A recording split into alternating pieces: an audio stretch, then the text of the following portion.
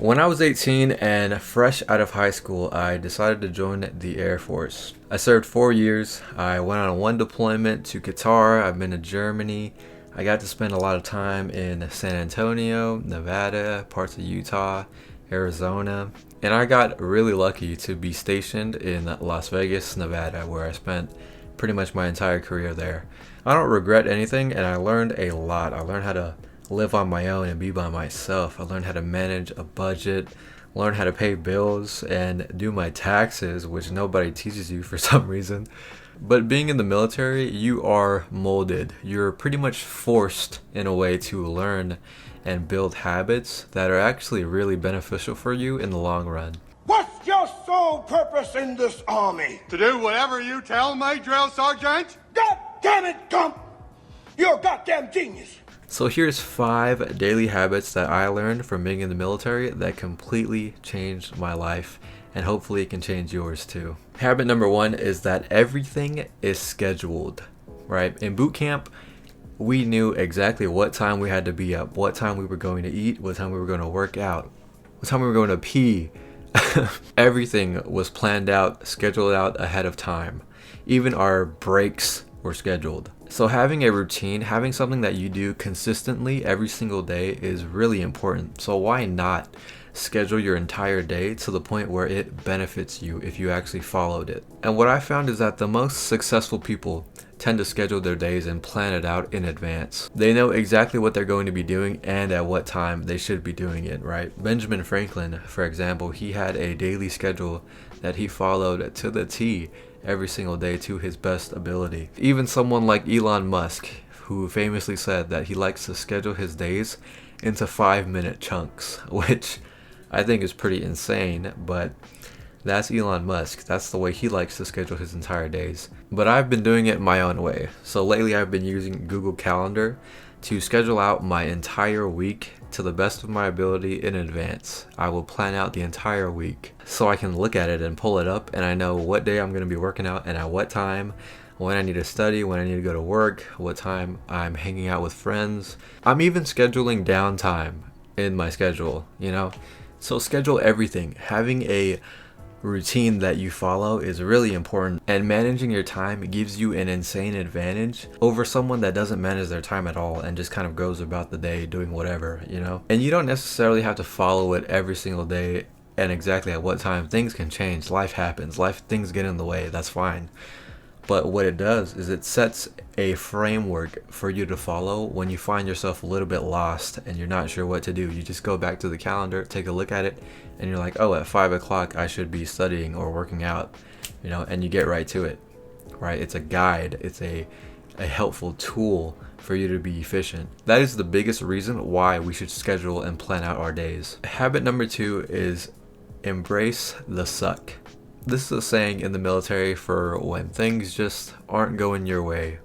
You gotta learn to embrace the suck. So one time I was going to be late to work, right? I woke up late and I was kind of notorious for being late at the time, so I didn't want to get in trouble again. So I'm rushing to get ready, you know, shit, shower, shave, and I go to my car and I notice that the front tire is a little bit flat. Like it's really flat. It's almost touching the ground.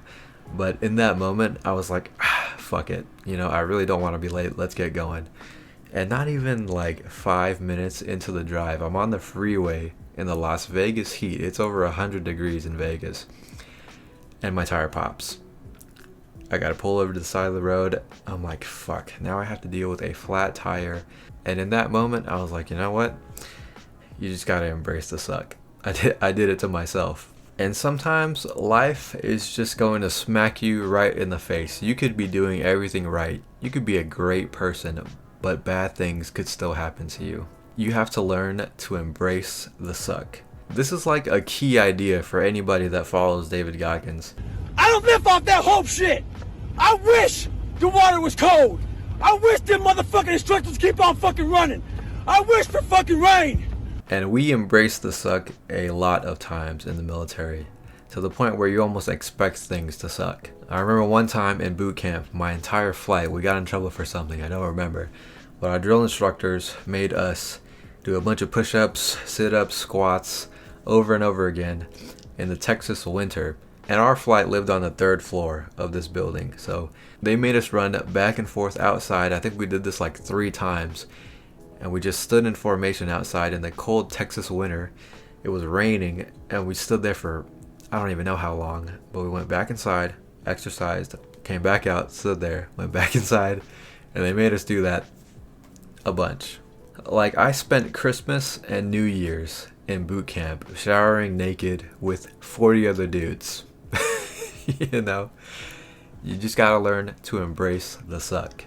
Habit number 3 is eat the frog. This is an idea from the author Brian Tracy. He literally wrote an entire book about it. But the main idea is this. Let's imagine that you're about to eat a fancy dinner, steak, whatever. But the catch is that you have to eat a frog as a part of your dinner. Now you can choose to eat the frog before your steak or after the steak.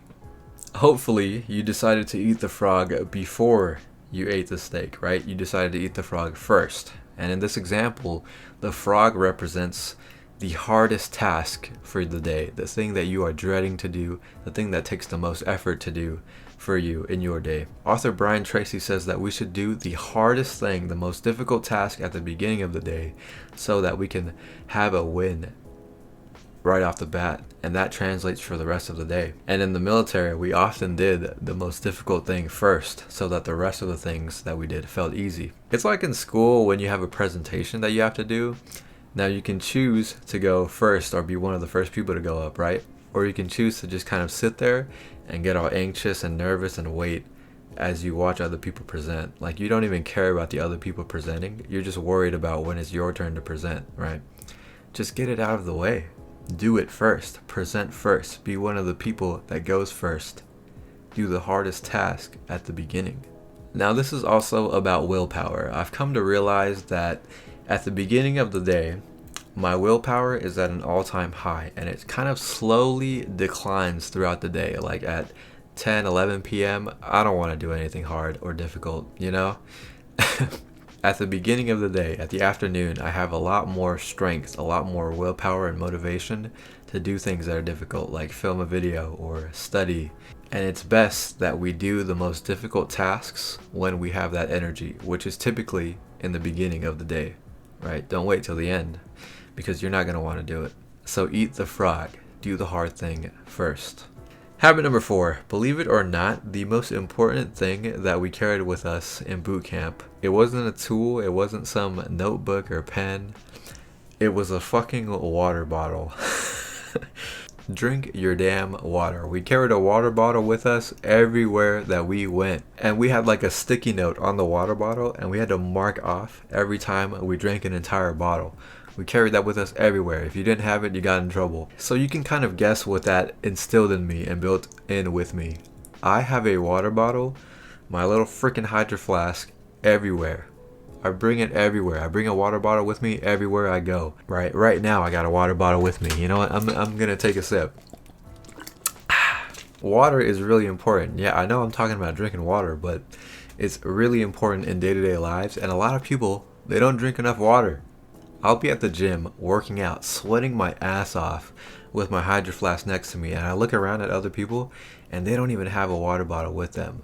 I'm like, man, you are dehydrated as a mother right now. Like, it honestly baffles me that some people raw dog the gym like that.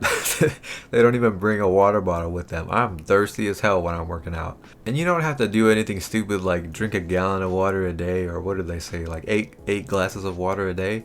You don't have to do that. Just drink enough water, carry it around with you so that when you pee, it's not brown. Like, you're not dehydrated all the time. Because some of you, believe it or not, I bet you are, and you don't even realize it. When I wake up, one of the first things I do is take a sip of water. It literally hydrates me and helps me get up and start the day. It's telling my brain like, hey, you know, we're getting water now. We should probably get up. So what I want you to do is get something like a hydro flask, or just build the habit of carrying around some water with you everywhere you go. And lastly, habit number 5, make your bed. This is an idea from Admiral William McRaven. He wrote an entire book called Make Your Bed. And the idea is that making your bed first thing in the morning, it has a cascading effect on your efforts throughout the entire day. When you make your bed in the morning, you give yourself a win first thing in the morning. Now, I'm gonna be honest, I'm one of those people that does not make their bed in the morning. I could care less. But lately, I've been giving it a shot, and I find that it actually does kind of give me a little bit of boost in the morning because I feel a sense of accomplishment, right? And I carry that with me throughout the day, you know? But there's a saying in the military that kind of relates to this, and I know there's a lot of military sayings, but it's that how you do anything is how you do everything. So, generals, commanders, people, supervisors, right? They often say things like this, like, how can I trust you to pilot a jet, for example, if you can't even tie your shoes correctly? Or how can I trust you to be in charge of 100 people if you don't even want to make your bed in the morning? If you're someone who is lazy, who doesn't make their bed, who doesn't clean up after themselves, or you forget to brush your teeth or floss, you know, how can you expect to do things that are even more important when you can't even do the little things right? Like if you're skipping out on all of these things that are actually easy to do and they're so simple to do, then you can't really be trusted with something that is hard to do. So how you do anything, even if it's little, is how you would do something that is difficult, right? How you do anything is how you do everything. So I'm actually gonna go make my bed right now because I didn't this morning. Peace.